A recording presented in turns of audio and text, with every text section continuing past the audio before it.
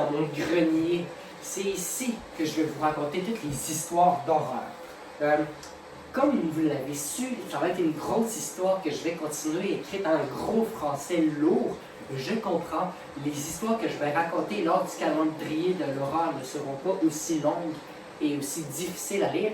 C'est juste que ça m'a été donné en devoir et j'ai trouvé intéressant parce qu'on pouvait choisir n'importe quel livre à la bibliothèque. Puis j'ai pris cette espèce de journal intime écrit comme ça avec des pages boudinées. Ça a tout été raconté au jeu. Une personne qui commence à virer fou puis qui va peut-être incendier sa maison à la fin. C'est tellement bizarre comme histoire. Mais quand on commence, je ne peux plus m'arrêter. Un petit résumé. Il commence, un personnage qui commence super calme, il a une super de belle vie en France. À un moment donné, il commence à voir un objet, il commence à faire de la fièvre, il file pas. Il y a quelqu'un qui l'étrangle le soir, il boit de l'eau. Il y a des objets qui se déplacent dans la maison, il s'en va en voyage, il revient, il tombe malade encore. Plus que ça avance, plus que ça s'aggrave, plus que ça devient violent. L'objet essaie de le tuer, il n'en peut plus. Et on s'est laissé là. Il se questionne, est-ce qu'il est fou? Est-ce qu'il sombre dans la démence aussi? Pour de vrai, c'est vraiment quelque chose d'hallucinant, un fantôme qui existe. Alors, je vais reprendre où ce qu'on en était. Pour de vrai, détends-toi, tu peux écouter cette histoire-là avant de dormir, ça va vraiment t'endormir. Alors, certes, je me croirais fou, absolument fou, si je n'étais pas conscient, si je ne connaissais rien parfaitement de mon état, si je me sondais en analysant avec une complète ludicité. Je dirais donc, en somme, qu'un halluciné raisonnant, un trouble inconnu, se serait produit dans mon cerveau. Un de ces troubles qu'essaieraient de noter et de préciser aujourd'hui les psychologistes. Et ce trouble aurait déterminé dans mon esprit, dans l'ordre et la logique de mes idées, une crevasse profonde. Des phénomènes semblables ont lieu dans les rêves qui nous promettent à travers la fantasmagorie les plus invraisemblables. Sans que nous en soyons surpris parce que l'appareil est vérificateur, parce que le sens du contrôle est endormi, tandis que la faculté imaginative veille et travaille, ne se peut-il pas qu'une imperceptible touche du clavier cérébral se trouve paralysée chez moi? Des hommes à la suite d'accidents perdent la mémoire, des noms propres, des verbes ou des chiffres, ou seulement des dates localisent de toutes les parcelles de la pensée aujourd'hui prouvées. Or, quoi d'étonnant à ce que ma faculté de contrôler l'irréalité de certaines hallucinations se trouve engourdie chez moi en ce moment. Je songeais à tout cela en suivant le bord de l'eau.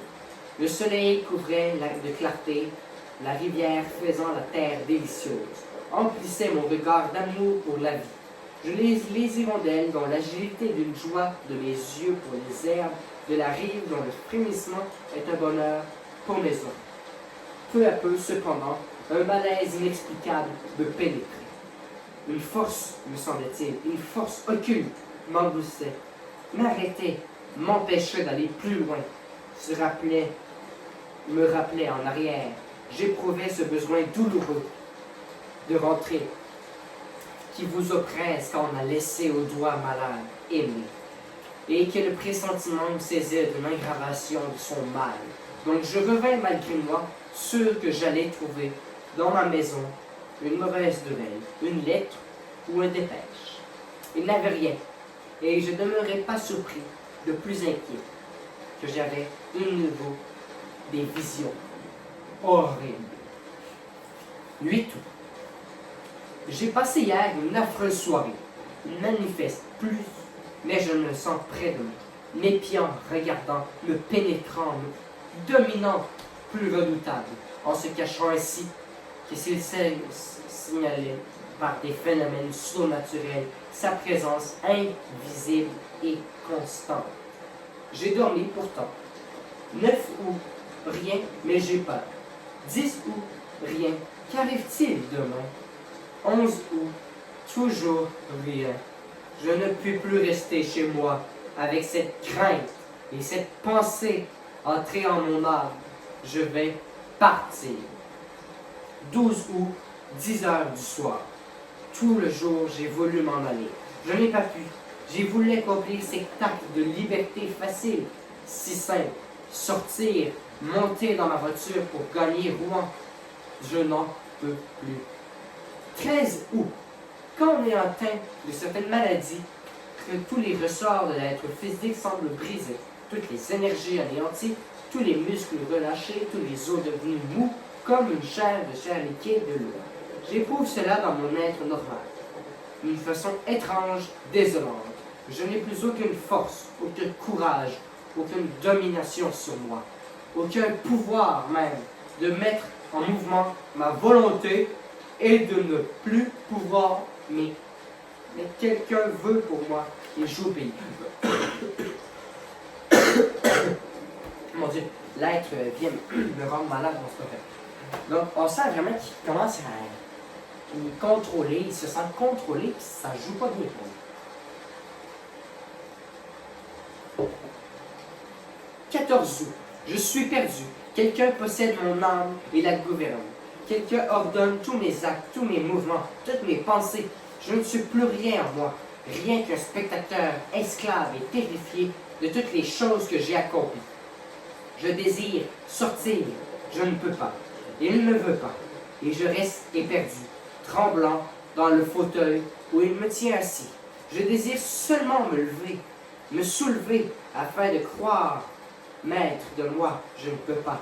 Je suis rivé à mon siège, et mon siège adhère au sol, de telle sorte qu'aucune force ne soulève. Donc, il se sent cloué à son siège. Il n'est même pas capable de se lever comme ça. Non, il n'est pas capable. Il n'est pas capable. C'est donc même bizarre comme histoire, honnêtement. En plus, c'est écrit en 1887. Ça date pas d'hier, là. Ça, c'est vieux, là, comme bébé, comme chose. C'est quand même une histoire bien étrange.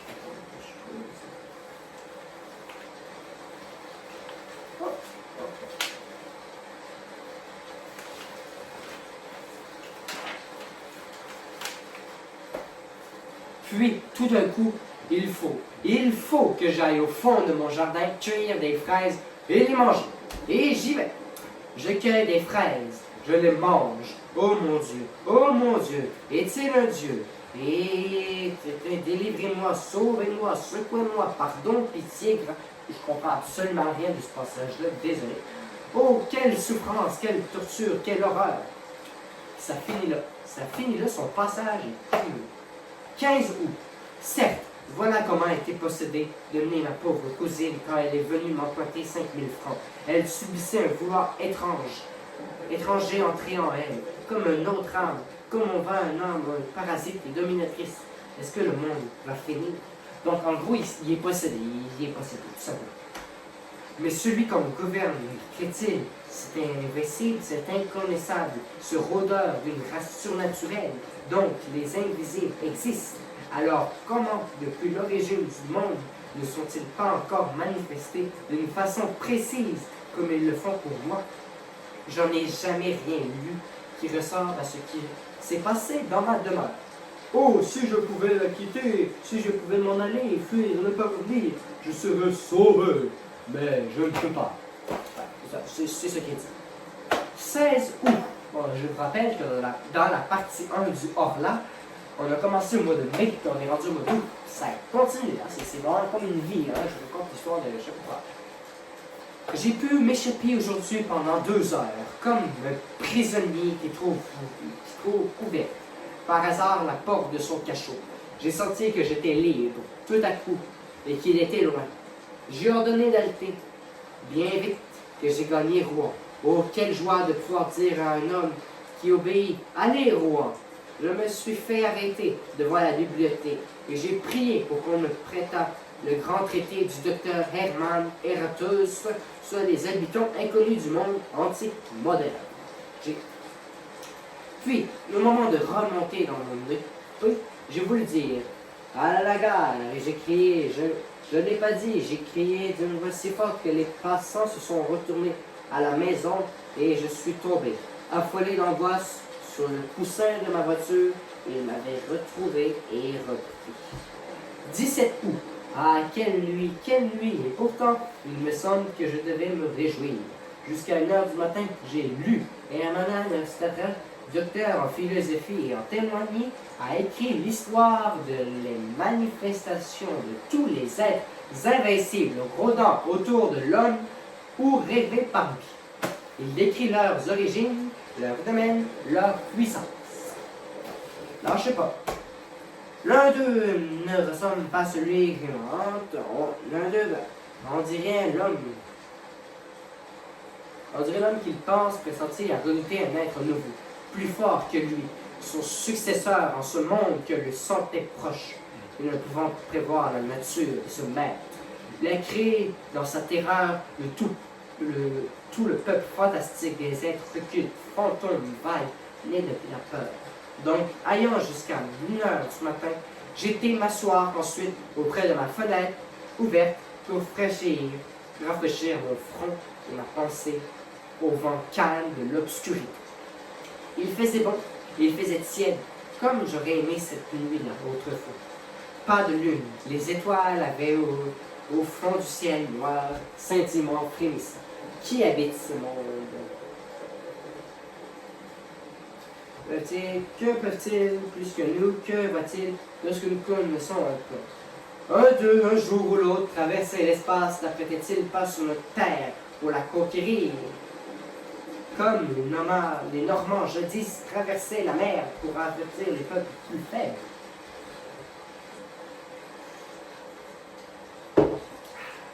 Nous sommes si infirmes, si désarmés, si ignorants, petits. Nous autres, sur ce grain de boue, si déployés dans le goutte d'eau. Oh, je trouve qu'il y a beaucoup trop de textes pour. Honnêtement, il y a beaucoup trop de choses qui sont inutiles. Là. Mais bon, c'est vraiment un devoir que j'ai à faire. Écoute ça pour t'endormir, je suis sûr que ça va me Ok, on continue. Je m'assoupis en rêvant assis au vent frais du soir. Or, ayant dormi environ 40 minutes, je rouvris les yeux sans faire un mouvement réveillé par je ne sais quelle émotion confuse et bizarre. Je vis rien d'abord, puis tout à coup, et il me sembla qu'une page de livre restée ouverte sur ma table venait de tourner toute seule. Aucun souffle d'air n'était entré par ma fenêtre. Je fus surpris et j'attendais. Au bout de 4 minutes environ, je partis. Je vis de mes yeux une autre page se soulever, se rabattre sur la précédente. Donc ici, il est en train de lire, là, comme moi je suis en train de le faire. Justement, il voit une page qui se tourne. Étrange. Sur la précédente, comme ce doigt l'eût feuilleté, mon fauteuil était vide, semblait vide, mais j'ai compris qu'il était là lui aussi, à ma place, et qu'il lisait. D'un bond furieux, d'un bond de bête révoltée qui va éventer son dompteur, je traversai ma chambre pour le saisir, pour l'étreindre, pour le tuer. Donc il veut essayer de tuer l'espèce de créature qui le hante. C'est quand même étrange. Était aussi bon. La tête traversait la chambre pour l'étreindre, pour le tuer. Mais mon siège, avant que je ne l'eût atteint, se renversa, comme il eut faim de mourant moi. Ma table oscilla, ma lampe tomba et s'éteignit, et ma fenêtre se ferma, comme si un mal piqué. Fait que là, la chaise, elle tombe brusquement, violemment. La lumière, elle se ferme. C'est vraiment bizarre. Et surtout que c'est écrit par quelqu'un que l'auteur de ce livre a littéralement été fou dans la vraie vie et il raconte son histoire. Oui, bon, je sais que le texte n'est pas très intéressant, mais quand on commence à y penser, comme il n'a pas pu commencer à inventer tout ça, c'est pas lui qui a inventé ça, c'est ça. Surpris, ce fut lancé dans la nuit, prenant ses pleines ses mains. Comme s'il était sauvé, il avait eu peur de moi, lui. Alors, demain, ou après, ou un jour quelconque, je pourrais donc le tenir sous mes poings et l'écraser contre le sol. Est-ce que les chiens, quelquefois, mordent point de l'étrange leur maître? En gros, est-ce que les chiens mordent leur maître parfois? Oui. 18 août. J'ai songé toute la journée. Oh oui, je vais lui obéir, suivre ses impulsions, accomplir toutes ses volontés.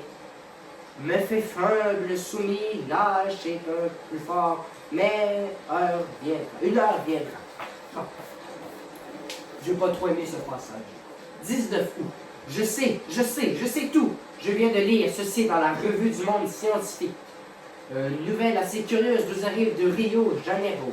Une épidémie de folie comparable aux démences contagieuses qui atteignent les peuples d'Europe au Moyen Âge, sévit en ce moment dans la province de São Paulo. Les habitants éperdus quittent leurs maisons, désertent leurs villages, abandonnent leur culture, se disant poursuivis, possédés, gouvernés comme un bétail humain par des êtres invincibles, bien que tangibles, et des sortes de vampires, qui nourrissent de leur vie pendant un sommeil et qui boivent en outre de l'eau et du lait sans paraître à toucher. Ok. São Paulo. Fait que ça, on fait un petit flashback. Il y a un gros bateau qui vient du Brésil qui a passé devant sa maison. Il commence à avoir une démence. Il vire fou. Là, il commence à lire directement dans la presse du journal que oui, il y a une démence. Fait que là, il doit se dire, ah, c'est pas grave, tout le monde a ça. En même temps, ça fait juste confirmer une chose que oui, le fantôme a déjà existé. Le professeur Dom Pedro Randaluqueza a accompagné plusieurs de savants médecins et parti pour la province de São Paulo afin d'étudier sur place les origines et les manifestations surprenantes de la folie et de proposer à l'empereur les mesures qui lui paraîtront les plus comparables à la raison des populations en délire. Ah ah! Je me rappelle le beau 3-mâts brésilien qui passa sur ma fenêtre en remontant la Seine le 8 mai dernier. Le 8 mai dernier, c'est là où tout a basculé, tout a commencé. Je le trouvais si joli, si blanc, si gai. L'être était venant de là, où sa race est née. Et il m'a vu dans ma demeure blanche aussi. Il m'a sauté du navire sur la rive. Oh mon Dieu! À présent, je sais, je devine, le règne de l'homme est fini. Il est venu, celui qui redoutait les premières terreurs des peuples naïfs, celui qui exorciserait les prêtres inquiets, que les sorciers évoquaient par les nuits sombres sans le savoir apparaître encore, à qui les pressentiments des maîtres passagers du monde prêtèrent toute la forme monstrueuse ou gracieuse des gnomes, des esprits, des génies, des fées, des farfadets. Après les grossières conceptions de l'épouvante primitive, des hommes plus perspicaces l'ont pressenti plus clairement. Mesmer l'avait deviné, et les médecins, depuis déjà 10 ans déjà ont découvert d'une façon précise la nature de sa puissance avant qu'il eût exaucé lui-même. Ils ont joué avec cette arme du Seigneur nouveau, la domination d'un mystérieux vouloir sur l'âme humaine devenue esclave. Ils l'ont appelé cela magnétisme, hypnotisme, suggestion, que sais-je. Je l'ai vu s'amuser, comme des enfants imprudents, avec cette horrible puissance. Malheur à nous, malheur à l'homme, il est venu, le comment se nomme-t-il? Il semble qu'on écrit son nom et... Oui, il le crie, j'écoute, je ne peux pas répéter le Orla. Ok, je vais faire un petit fun fact. Orla, ça veut dire hors. Or, ça veut dire en dehors. Donc, il n'est pas là. Il est là, ça veut dire qu'il est là présentement. Donc, il est hors là. Donc, il est là, mais il n'est pas là. C'est vraiment pour ça qu'on l'appelle le Orla. Ah, le vautour mangeait de la colombe, le loup a mangé le mouton, le lion a dévoré le buffle aux cornes aigus, l'homme a tué le lion avec la flèche et le gale, c'est bon. Pourtant, l'animal quelquefois se révolte et tue celui qui l'a adopté. Moi aussi je pourrais, mais il faut le connaître, le toucher, le voir. Les savants disent que l'œil de la bête, différent du nôtre, ne distingue point comme le nôtre. Et mon œil, à moi, peut distinguer le nouveau venu qui vient m'opprimer. Pourquoi? Oh, je me rappelle à présent les paroles du mont Saint-Michel. Est-ce que nous voyons le 100 millième à partir de ce qui existe? Tenez, voici le vent, qui sont déjà vus, et je songeais encore mon œil, et si faible, si imparfait, qu'il ne distingue même point du lait corps dur, s'ils sont transparents comme le verre, qu'une glace sans teint barre mon chemin. Il me jette au-dessus. L'oiseau entre.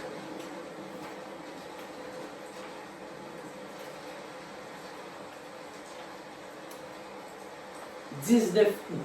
Je le tuerai. Je l'ai vu. Je me suis assis hier soir à ma table. Je le fis semblant d'écrire avec une grande attention. Je savais bien qu'il viendrait rôder autour de moi, tout près, si près, que je pourrais peut-être le toucher, le saisir.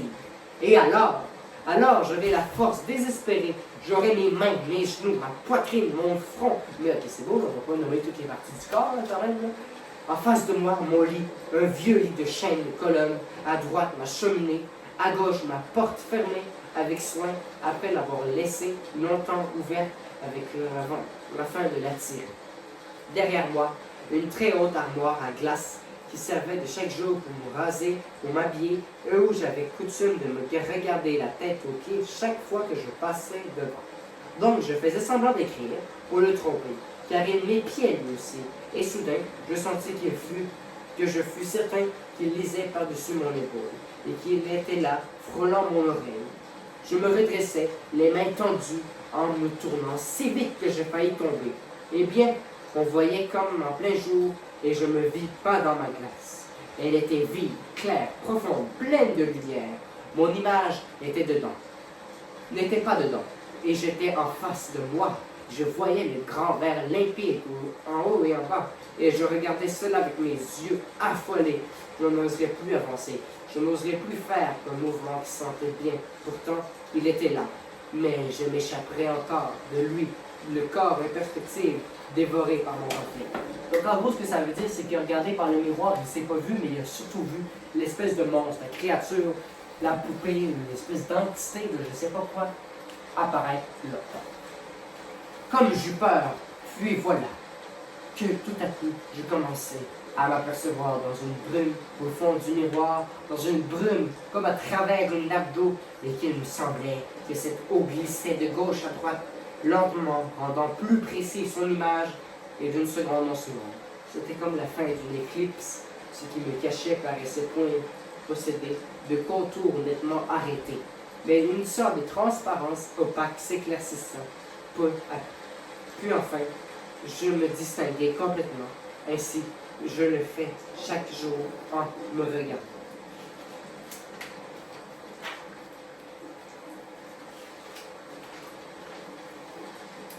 Les étoiles, les montagnes, les nuages qu'on ne voyait point, mais en pensant sur mon âme si lourd, si lourd. Je regardais ma maison, j'attendais. Comme ce fut long, je croyais déjà que le feu s'était... c'est vrai, on en est rendu là. 17 ans. Lui, quand les fenêtres dans la crevasse sous la poussée de l'incendie, en une flamme, une grande flamme rouge et jaune, longue et molle, caressante, monta le long du mur blanc. Je le baissa jusqu'au toit. Une lueur courut dans les arbres, dans les branches, dans les feuilles, et un frisson de peur aussi. Les oiseaux se réveillaient. Un chien se mit à hurler, mais semblant le jour se levait. 2 autres fenêtres éclatèrent, mais je vis que toute ma maison s'effondra sous l'effet des flammes et de l'incendie. Mais un cri horrible, sugarreux, déchirant, un cri de femme passant dans la nuit, et 2 mansardes s'ouvrirent. J'avais oublié mes domestiques. Je vis leur face affolée et leurs bras qui s'agitaient. En gros, il a décidé d'incendier sa maison pour se débarrasser d'une fois pour toutes du Horla. Mais il avait oublié ses domestiques. Il virait fou.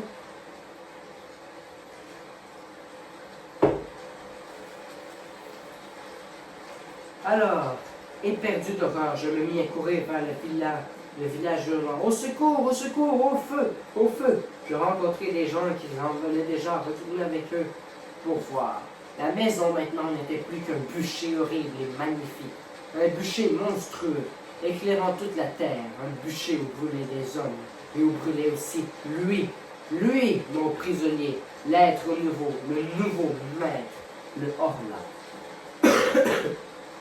Soudain, le toit tout entier s'engloutit entre les murs et un volcan de flammes jaillit jusqu'au ciel. Par toutes les fenêtres s'ouvraient. Sur la fournaise, je voyais la queue de feu. Je pensais qu'il était là, dans ce four mort. Peut-être son corps que je le traverserais n'est-il pas indestructible par les moyens qu'il tue les nôtres?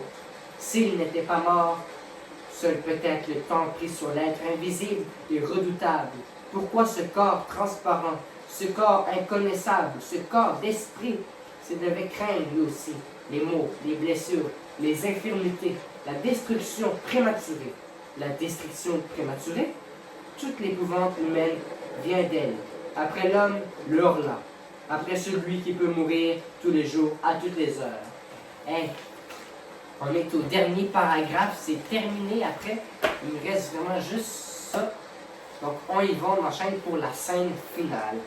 Minute par tous les accidents est venu celui qui ne doit mourir qu'à son jour, qu'à son heure, qu'à sa minute, parce qu'il a touché la limite de son existence. Non, non, sans aucun doute, il n'est pas mort. Alors, il va donc falloir que je me tue, moi. Alors, on peut voir ici vraiment que Orla, à la fin, la personne s'en va jusqu'à même sur vouloir se tuer. Ça a été une énorme histoire. Ça m'a pris, je pense, la partie 1, 40 minutes, même plus. Je sais, c'est énorme, c'est fou. Je ne fais pas des vidéos de même pour le calendrier de l'horreur. C'est vraiment juste parce que c'était à faire en devoir. Et j'ai voulu vous présenter, c'était quoi le Orla. Abonne-toi si tu ne veux pas manquer le calendrier de l'horreur. A plus!